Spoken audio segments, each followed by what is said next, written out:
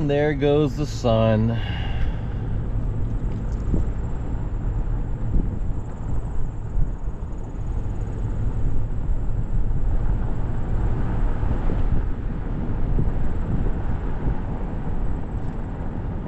Wish I got out a little bit earlier.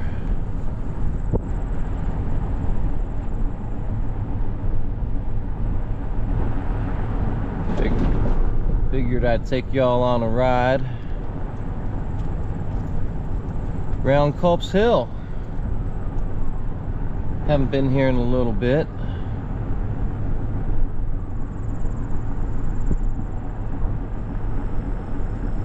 Really wish the sun would stay with us. I mean, we got some beautiful fall colors out.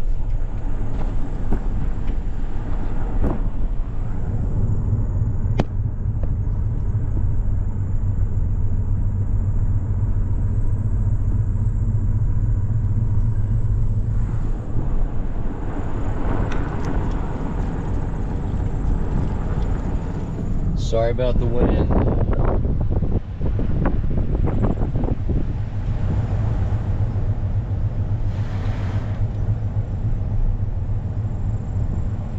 Such a cool part of the park.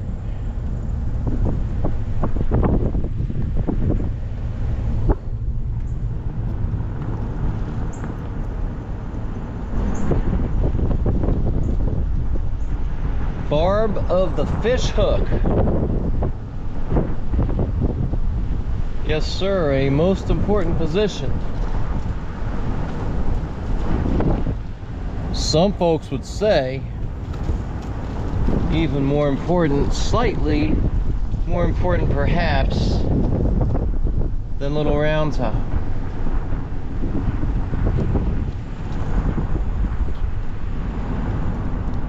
Nichols's brigade.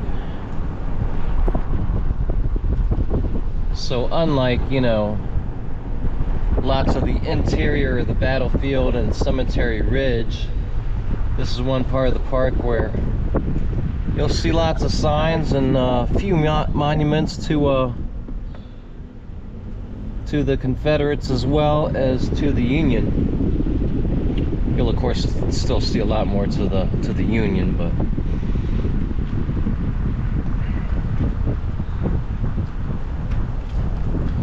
vigorously contested. Vigorously contested. For, I don't know, let's see, 12, 16, 18, 19 hours or so before the Confederates finally gave up. If you're new to the study of Gettysburg, it can be slightly confusing.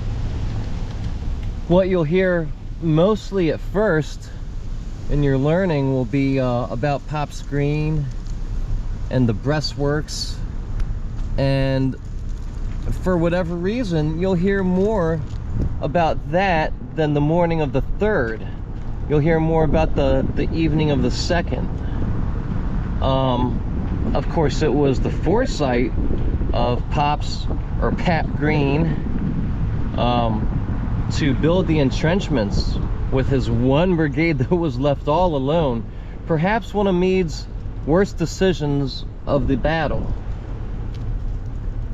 Now, some will argue that. I understand. We're all entitled to our opinions. I think it was one of his biggest worst decisions, which fortunately, as we know, still worked out in the end, kind of in the nick of time. But as we all know, thanks to that dastardly Dan Sickles,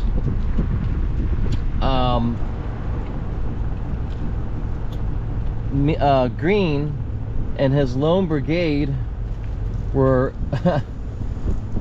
don't know if I should use the word abandoned, but they were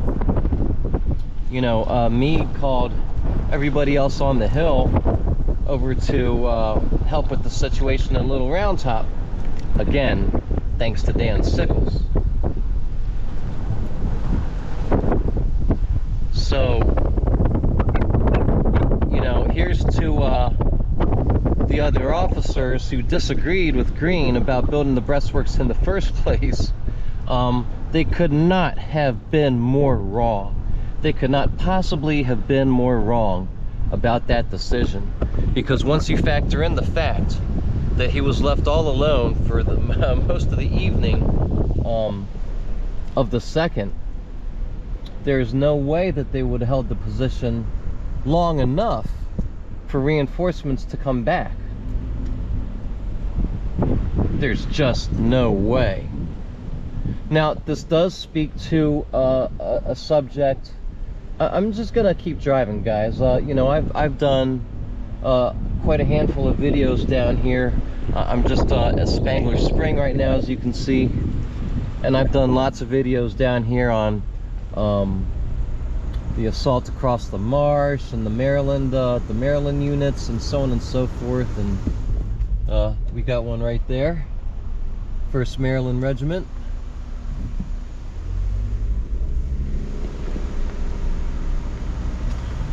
So we're just gonna drive, and I'm just gonna ramble.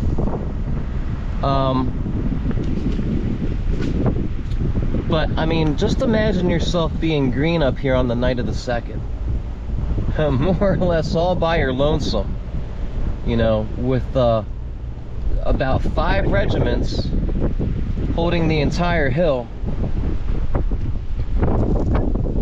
against a whole division of Confederates.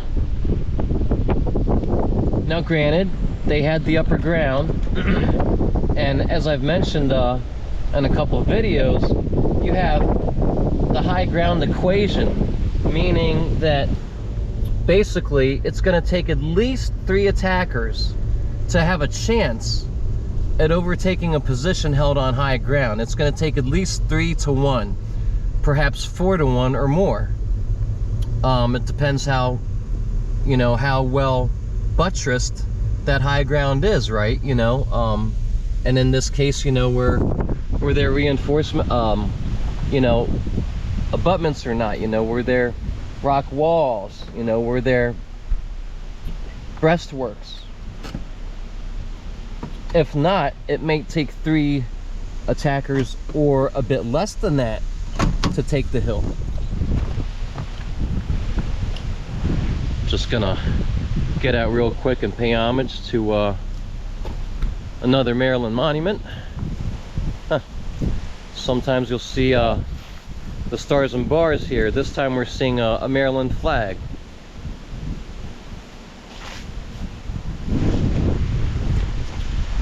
Sorry about the wind.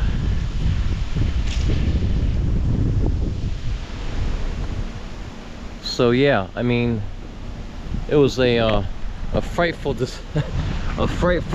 position for old Pabst Greene to find himself in on the night of the 2nd. Even with the high ground, even with the breastworks, it had to be a harrowing experience. Gosh, that wind's really picking up. Sorry, guys. Had I known it would be this windy, I would have strapped on a baffle of some sort.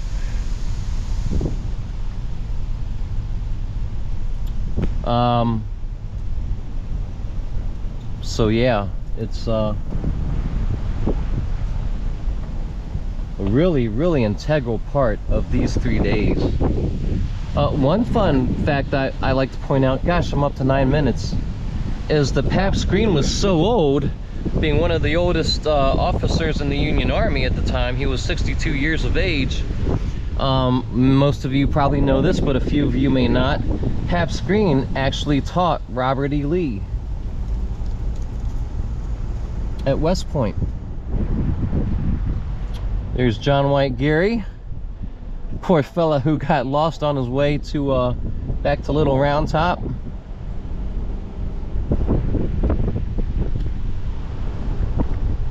But a beautiful morning, beautiful drive. Hope you guys have enjoyed it despite the bit of wind that we've had. I'm almost up to 10.5 minutes, so you know, I won't quite make it to the top in time. I'm not going to speed through here. This has happened to me before. We'll stop on a really cool monument up here. You see it? Sorry guys, I'm out of time. See you on the next one.